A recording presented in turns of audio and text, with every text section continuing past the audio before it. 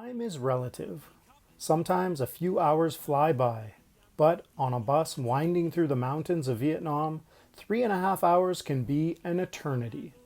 The first uphill half of the journey was beautiful and the ride was fine, but all the constant braking during the downhill back half made Heike quite nauseated. I believe the scientific term is barfy. We got to the alpine retreat city of Dalat without vomiting. Barely. And the first thing we did was explore the night market. Once again, all the stalls were selling the exact same stuff. But now everything was winter jackets and heavy clothing because it's a mountain town where lows can get down to 15 degrees in winter. We're freezing our asses off here, people. The next morning we went for a run in the sun around Xuan Huang Lake. We started and finished at Lam Vien Square, a place where full-time Instagrammers love to get glamour photos in front of the Opera House and the Artichoke, a colored glass coffee house. It looks more like a Dole Whip to me. Breakfast was on our hotel room balcony, watching the horses graze in the field below. Then Heike fed the ravenous koi in the terrace pool.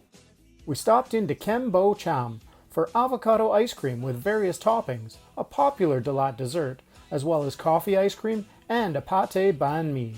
Heike got a cute keychain for leaving a favorable Google review. Kitty Corner was the train station, which is no longer operational, except to offer short tourist rides to a neighboring town. We walked along the mostly defunct train track, which is lined with homes and businesses, and through the narrow streets, which were quiet and full of beautiful flowers and roaming dogs. We arrived at King Palace 1. One of three, because sometimes you need a trio of palatial homes in one town. This April, the palace was permanently closed to the public, but the front gates and grounds beyond them are really quite impressive. That night we dined at Tu Sen Vegetarian Restaurant. The restaurant dog, a staple around here, welcomed us. After contemplating the menu, we decided on tapioca mushroom dumplings wrapped in banana leaves, steamed mushrooms with perilla leaves, and stir-fried mushrooms with lemongrass and chilies. Yep, it was a lot of mushrooms, but also a lot of flavor. Heike was especially impressed. Best meal I've had in Asia. The next day, we did as we're wont to do. We went for a stroll to go for a hike. We walked south through the city, then along the side of the highway. That sounds treacherous, but it's actually safer than the city streets because there's nowhere for the traffic to turn on and off. Or drive the wrong way. So you're not constantly dodging vehicles. And mostly only scooters and motorcycles drive in the outside lane, so large vehicles are rarely close to the shoulder. The walk provided majestic views of the peaks and valleys, and we even glimpsed a novel insect, a large Vietnamese walking stick hanging out on a road marker. Eventually we got to Datanla. We were there for the natural splendor, but most go for the alpine coaster, zip line, high ropes course, or canyoning descent. We just walked down hundreds of steps to visit 2 different sets of waterfalls. They were impressive and beautiful, as were the big colorful butterflies fluttering around. After working up a serious sweat climbing our way out of Datanla, we walked back, stopping by the Du Park Hotel, one of the oldest buildings in the city, the Dalat Cathedral, Tan Tam Church, and Crazy House, a bored-rich architect's fever dream turned into reality. We were greeted by the usual friendly dog at Ban Khan Atai, which we were visiting for 2 Dalat specialties. One, Banh Mi Siu Mai, the do-it-yourself sandwich with bread and a tomato-based soup of meatballs and pickled vegetables, and 2, Ban Khan, a savory pancake made of rice flour, tapioca flour, and coconut milk cooked in small clay pots over a charcoal stove. The process is kinda neat to watch. We got traditional, quail egg, and shrimp. Now, when John looked up foods to try, these 2 seemed straightforward. However, when presented with all the components for both dishes at the same time, plus the soi da na, drinks made by blending soaked soybeans with water, sugar, and pandan leaves, plus the complimentary yogurt-like dessert that we didn't even know was coming, we were a little unsure what to do. We didn't even know what some of it was. Yes, being ignorant of the food was mostly on us, but it didn't help that, despite delivery drivers picking up orders at a hectic pace, the restaurant was empty, so we had no other diners to emulate. And none of the family that owned the place gave us much instruction. Just encouragement to eat it. Even after we told them Heike was vegetarian, and we didn't know what we were doing. This led to Heike inadvertently ingesting some cha lia, pork sausage wrapped in banana leaf, and yak mam cham, fermented fish sauce. It was just a little bit, but my tummy was kind of iffy afterwards. We muddled our way through dipping and combining everything, and then sticking with combinations we enjoyed most. It was all pretty darn tasty, and viewing some post-meal YouTube videos after we left showed us that we were actually fairly on the mark in how we ate it. We just needed to be more confident. If it wasn't already, our Dalat visit officially became a food tour the next day.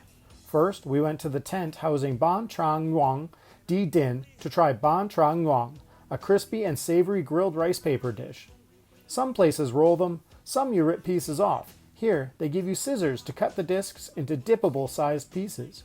Heike's was loaded with quail eggs, cheese, and green onions, while John's added on pork sausage, chicken, and beef. We also got a rolled, saucy, chewier version with just cheese and onion. It was all awesome. There's good reason why it's so packed, and why they have a sextet of cooks pumping the food out non-stop.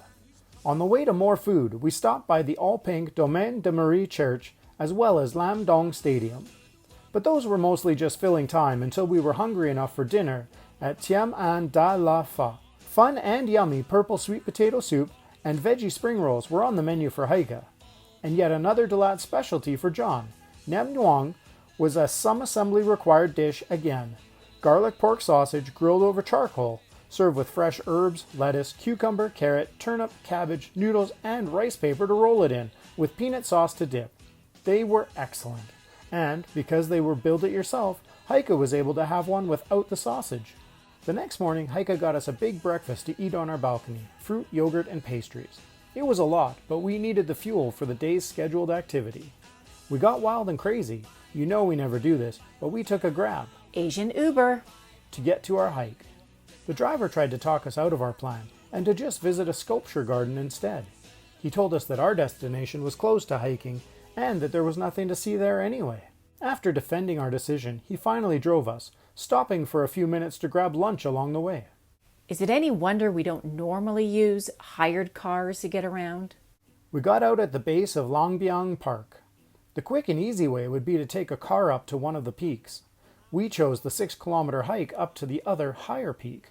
Apparently our Grab driver wasn't completely full of crap, because the path had been closed to hiking for dangerous conditions, but was reopened a few days prior. Some hikers had also gotten lost or stranded recently. The ranger told us to call the emergency number on our entrance ticket if anything happened to us. Heike made a joke that if she got hurt, John would carry her down, and if John got hurt, too bad, she'd leave him up there. The ranger did not find that funny. He looked pretty worried.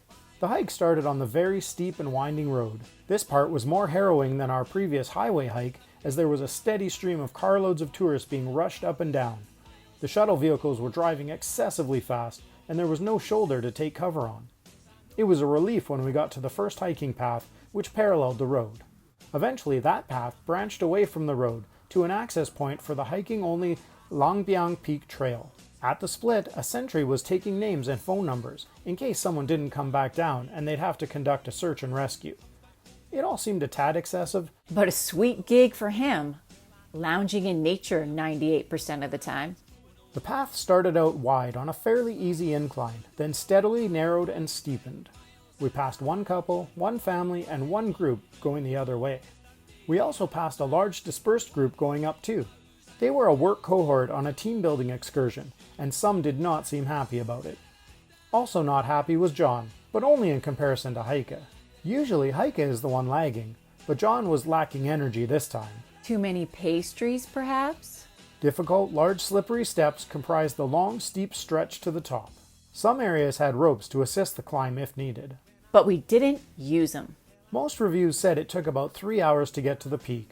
We did it in 90 minutes because Heike was pushing the pace.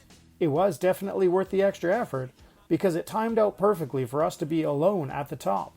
It was breathtaking. And not just because we were out of breath. Langbiang is the highest peak in the region, and we were right at the top with stunning 360-degree views. On the way down, we passed the work group again. We tried to encourage them because the summit was close, but some were really laboring. Maybe that search and rescue would be needed. Going down was faster, but more precarious in some places. I had to grab the rope a couple of times. We had time, and Heike needed the glamour shots, so we walked back to the road and then up to the lower, more touristy peak. That was all to get this photo with the colorful sign, which was taken by a helpful tour guide. Done with the peaks, we walked and even ran some of the long road back down.